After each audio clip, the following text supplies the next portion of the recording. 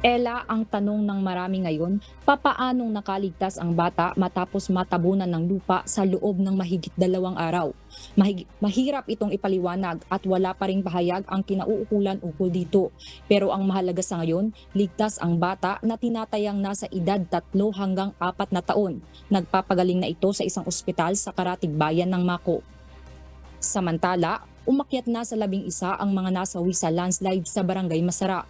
31 naman ang sugatan at nasa 110 pa ang nawawala. Nadadagdagan ang bilang ng missing dahil may mga dumadating pang mga kaanak na naghahanap sa kanilang mahal sa buhay. Ngayong araw, tuloy ang search and rescue operation sa mga natabunan. Bukod sa mga bahay, ilang estruktura at isang jeep, 2 bus ng isang mining company na may mga sakay ang nadaganan ng lupa. Pero paglilinaw ng kumpanya, hindi nangyari ang landslide kung saan sila nagsasagawa ng operasyon. Nakaparada lang nila ang kanilang mga bus sa labas ng kanilang mining area kung saan nangyari ang pagguho. Ella, hindi rin ito ang unang beses na may nangyaring landslide sa Barangay Masara sa bayan ng Mako. Taong 2007, higit sa 10 ang nasawi dahil sa landslide sa lugar.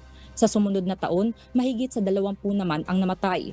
Dahil sa mga naitatalang landslide, pinag-aaralan ngayon ng lokal na pamahalaan ang ilang mga hakbang gaya ng no habitation policy para maiwasan ng may masawi pa sa lugar dahil sa pagguho ng lupa. At yan muna ang latest mula dito. Balik sa iyo, Ella. Maraming salamat, Lucille Lloren.